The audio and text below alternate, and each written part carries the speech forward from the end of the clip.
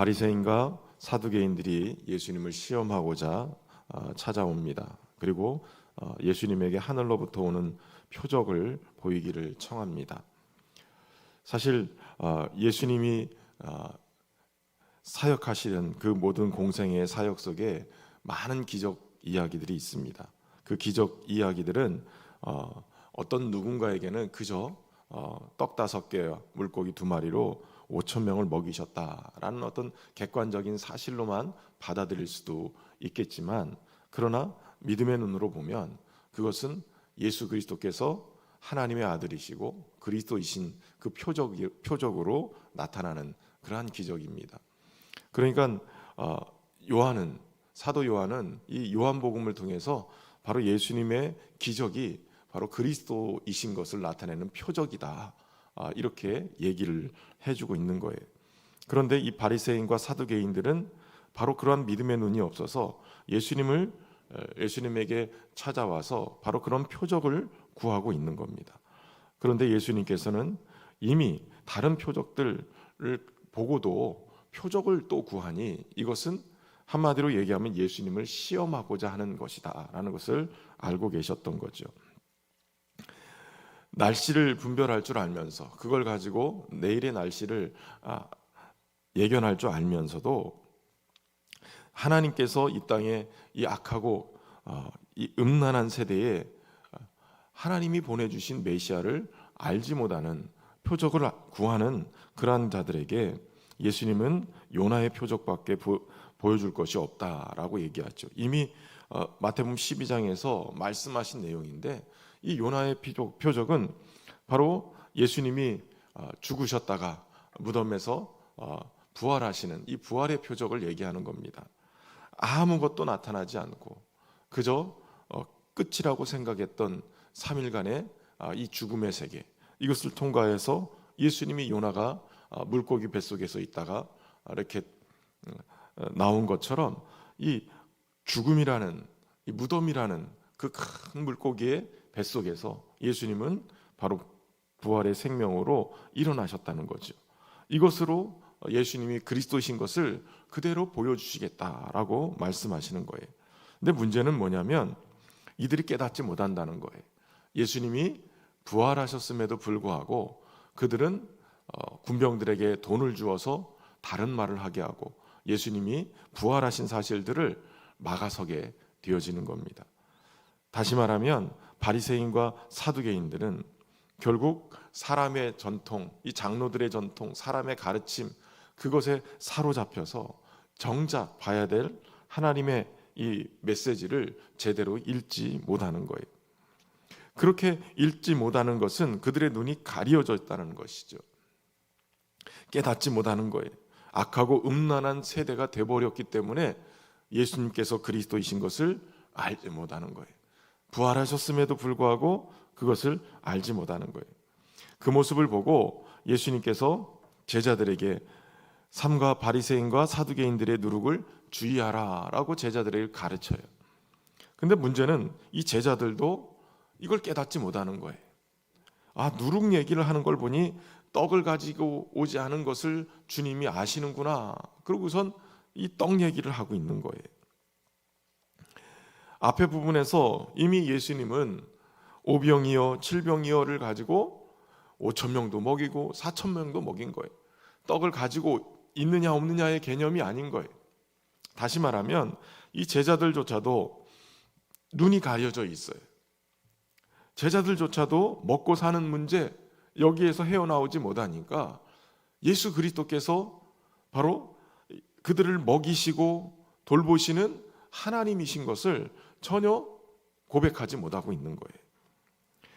날마다 기적이 일어나도 표적으로 예수님이 그리스도이신 것을 드러내는 이 사인, 이 표적으로 그들이 받아들여지지 않는 거예요. 여러분, 바리새인과 사두개인뿐만 아니라 제자들까지도 그렇게 예수 그리스도께서 그리스도이시다라는 것을 고백하지 못하고 있다는 것은 참 안타까운 거예요. 그러므로 우리가 깨어서 기도할 필요가 있어요. 하나님, 매일 삶의 현장의 자리에서 순간순간 예수님이 그리스도시고 하나님의 아들이심을 경험케 하시고 깨닫게 하시고 고백하게 해 주옵소서. 바리새인과 사두개인들의 누룩을 조심하라, 이 얘기는 교훈을 조심하라 얘기예요. 그들의 가르침을 조심하라는 거예요.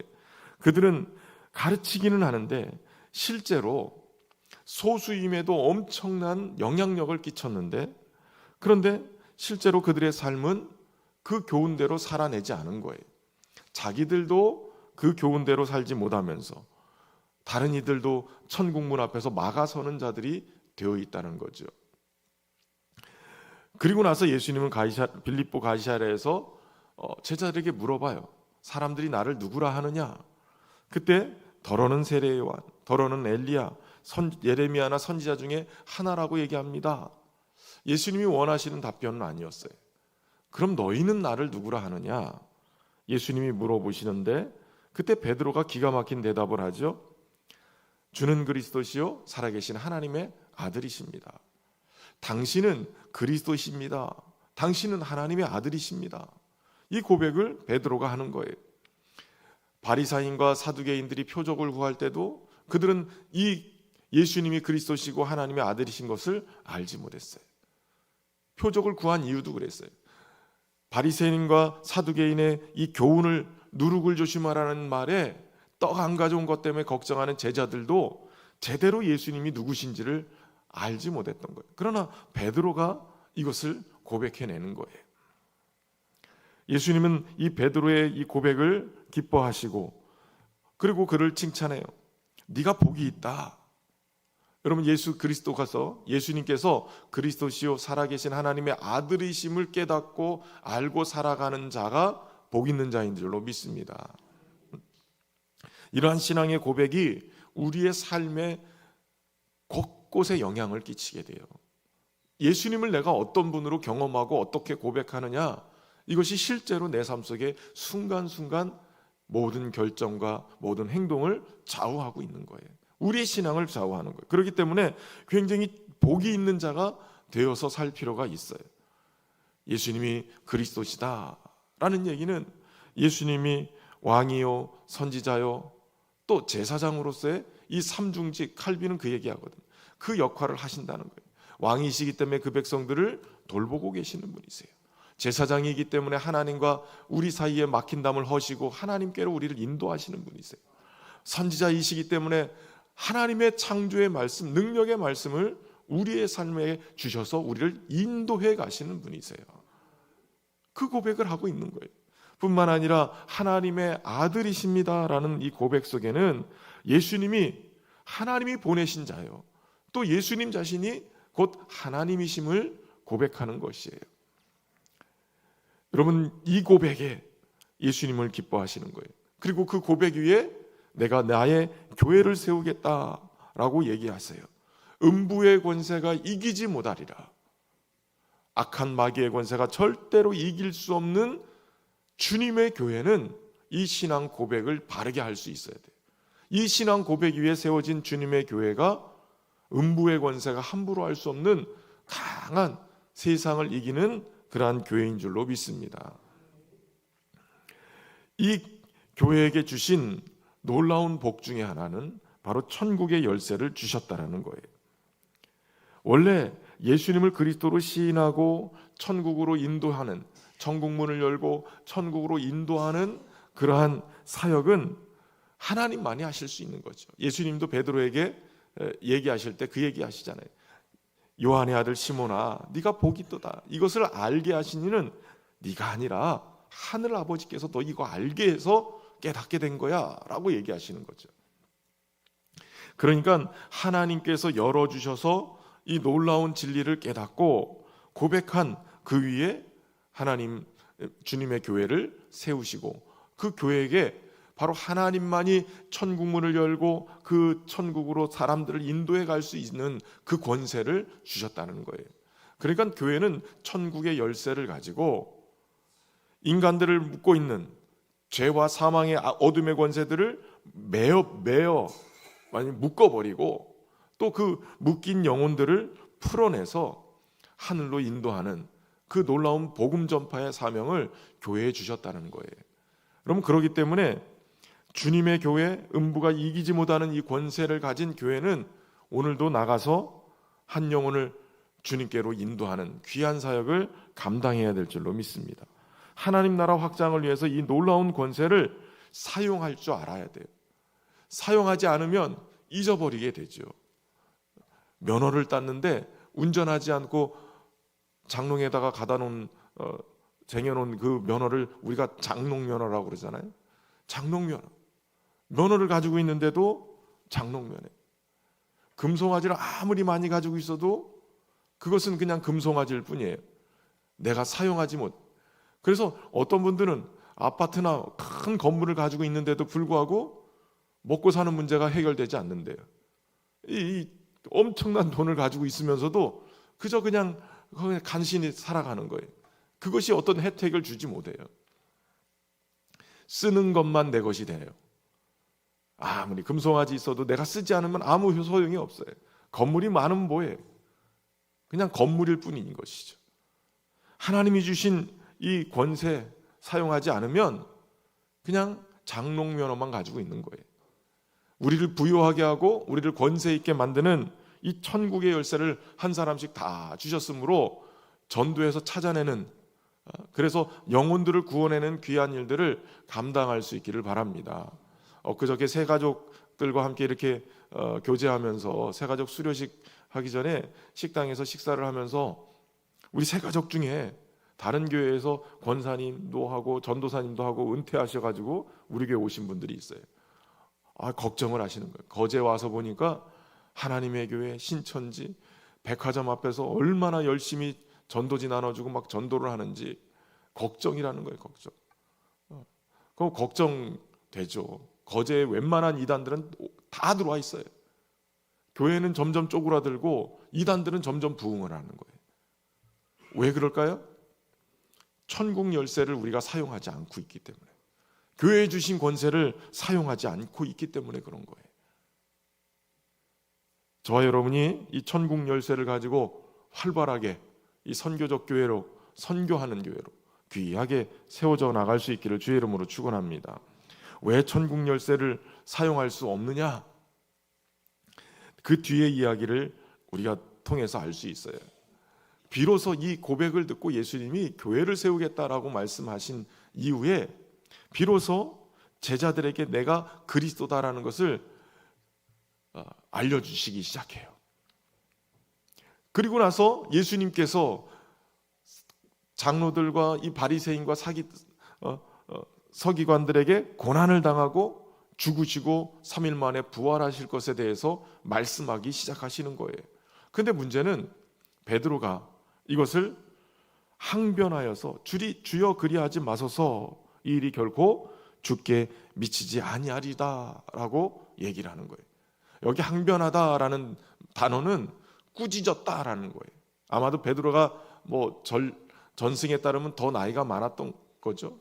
제일 나이가 많은 자로 얘기하는데 베드로는 예수님을 보고 꾸짖은 거예요. 그렇게 하면 안 됩니다라고 꾸짖은 거예요. 어른 말을 들으라, 이런 의미죠. 예수님을 그리스도시요 살아계신 하나님의 아들이라고 금방 고백을 했는데 예수님이 죽음 가운데로 가신다고 하니까 그걸 꾸짖어 버린 거예요. 예수님이 책망하시죠. 사단아, 내 뒤로 물러가라. 너는 나를 넘어지게 하는 자다. 네가 하나님의 일을 생각하지 아니하고 도리어 사람의 일을 생각하는도다. 이 천국의 열쇠를 사용해야 되는 권세를 가진 교회가 왜 일을 못하느냐? 하나님의 일을 생각하지 않고 사람의 일을 생각하기 때문에 그래요. 하나님의 일을 위해서 교회가 세워지고 하나님의 일을 위해서 그분의 나라와 의를 세우기 위해서 교회가 세워지고 제자가 세워진 것인데 베드로처럼 주님을 넘어뜨리게 하고 사단의 일을 행하는 거예요. 사람의 일을 생각하면서 사는 거예요. 그러기 위해서 교회는, 제자들은 해야 될 일이 있어요. 주님을 따르기 위해서 자기를 부인하고 자기 십자가를 지고 주님을 따르는 거예요. 자기 부인과 자기 십자가를 지는 것, 이게 사실은 별개의 문제가 아니라 같은 문제이죠. 자기 부인하는 것은 정말 힘들어요. 내 안에서 불쑥불쑥 일어나는 이 세상의 생각들, 사람의 일들, 먹고 사는 문제들, 이게 쉽지만은 않아요. 이게 십자가를 지는 것과 같은 그러한 너무 힘든 고통이에요. 그런데 예수님이 말씀하시죠. 사람이 만일 온 천하를 얻고도 제 목숨을 잃으면 무엇이 유익하리요? 사람이 무엇을 주고 제 목숨과 바꾸겠느냐? 주님을 따르는 일, 사실은 자기를 부인하고 십자가를 지는 일이 어찌 보면 죽는 일이에요. 자기 목숨을 내놓는 일입니다. 근데 예수님은 그 일을 하면 도리어 내 목숨을 얻게 될 것이다라고 지금 반문하시는 거예요. 이해가 안 되죠. 주님을 따르기 위해서 나를 부인하고 나에게 주신 이 십자가를 지는 일은 목숨 걸고 사는 거예요. 목숨을 내놓는 일이죠. 그런데 주님은 도리어 이것이 자기 목숨을 살리는 일이라고 말씀하시는 거예요. 왜냐하면 바로 아버지의 영광으로 인자가 다시 오실 것이고 그 영광을 볼 수 있기 때문에, 다시 말하면 생사화복의 모든 권세는 예수 그리스도 안에 있기 때문에 주님이 우리 안에 오셔서 그 모든 세상에 대해서 죽으면 주님에 대해서 살게 만드시기 위해서, 주님의 나라에 귀한 생명 얻은 자로 주의 제자로 살아갈 수 있는 저와 여러분 되시길 바랍니다. 그래서 저와 여러분이 교회를 세우고 이 교회가 가지고 있는 이 천국 열쇠로 많은 영혼을 주께로 인도하는 복된 은혜가 있기를 주의 이름으로 축원합니다. 참 좋으신 하나님, 오늘도 주의 진리의 말씀을 통하여서 우리에게 깨닫게 하시고 하나님의 선한 역사를 위해서 오늘 우리의 신앙을 온전히 세워야 할 것을 깨닫게 하시니 감사합니다. 세상의 가르침과 사람의 교훈을 따르는 것이 아니라 오직 우리가 믿음으로 자기를 부인하고 주님의 맡겨주신 자기의 십자가를 지고 주님을 따르게 하셔서 오늘 우리의 삶에 예수님이 그리스도시요 살아계신 하나님의 아들이심을 고백하는 삶을 살아내게 하시고 또 무엇보다도 주신 이 천국의 열사로 하나님의 생명 살리는 귀한 사명을 또 우리가 감당하는 그러한 자들이 되기를 소망합니다. 특별히 우리 신현교회를 70년 동안 건강하고 부흥하는 교회로 세우셨으니 감사합니다. 더욱더 책임 있게 선교적 교회로 귀하게 주님 주신 생명들 살려가며 이 나라와 민족에 선한 영향력을 끼치는, 복음의 영향력을 끼치는 그런 우리 신현교회가 되게 하여 주옵소서. 평안에 매는 줄로 성령이 하나 되게 하신 것 힘써 지키며 우리 성도들의 마음에 오직 예수 그리스도를 구주로 고백하고 하나님의 아들로 고백하며 삶 속에서 역사하시는 주님을 간증하는 그러한 귀한 은혜가 있도록 축복하여 주옵소서. 날마다 구원받는 자를 더하게 하시고 교회가 든든히 서가는 은혜가 있도록 축복하여 주옵소서. 사람의 일을 생각하며 사단의 일을 생각하고 그 일들에 휘말리지 않게 하시고 오직 성령께서 하나 되게 하신 것 힘써 지키면서 주님의 은혜 안에서 교회가 든든히 서갈 수 있도록 하나님의 은혜로 충만케 채워 주옵소서. 진리로 깨닫게 하시고 하나님 열어주시는 이 계시의 영으로 하나님 일들을 깨닫고 하나님의 귀한 일들을 행하며 살아갈 수 있도록 축복해 주옵소서. 정성을 다한 귀한 예물 올려드립니다. 하나님 부족함 없이 늘 채워주시고 하나님의 도우시는 손길을 공급하시는 역사가 넘치도록 채워주옵소서. 우리 성도들의 일터와 산업에 복두시고 가정의 여러 가지 어려운 문제들 예수님이 그리스도시요 살아계신 하나님의 아들이심을 고백하는 그 신앙 안에서 하나님 해결해 주시는 주님의 응답을 경험케 하여 주옵소서. 오늘도 기도하는 모든 기도 제목들마다 하나님 응답의 역사로 함께 하시고 같이 하여 주옵소서. 하나님의 은혜 가운데 우리 성도들과 함께 동행하며 가정과 삶의 자리마다 어느 곳에 있든지 하나님 늘 동행하셔서 승리케 하여 주옵소서. 예수님의 이름으로 기도하옵나이다. 아멘. 하늘에 계신 우리 아버지, 아버지의 이름을 거룩하게 하시며 아버지의 나라가 오게 하시며 아버지의 뜻이 하늘에서와 같이 땅에서도 이루어지게 하소서. 오늘 우리에게 일용할 양식을 주시고 우리가 우리에게 잘못한 사람을 용서해 준 것 같이 우리 죄를 용서하여 주시고 우리를 시험에 빠지지 않게 하시고 악에서 구하소서. 나라와 권능과 영광이 영원히 아버지의 것입니다. 아멘.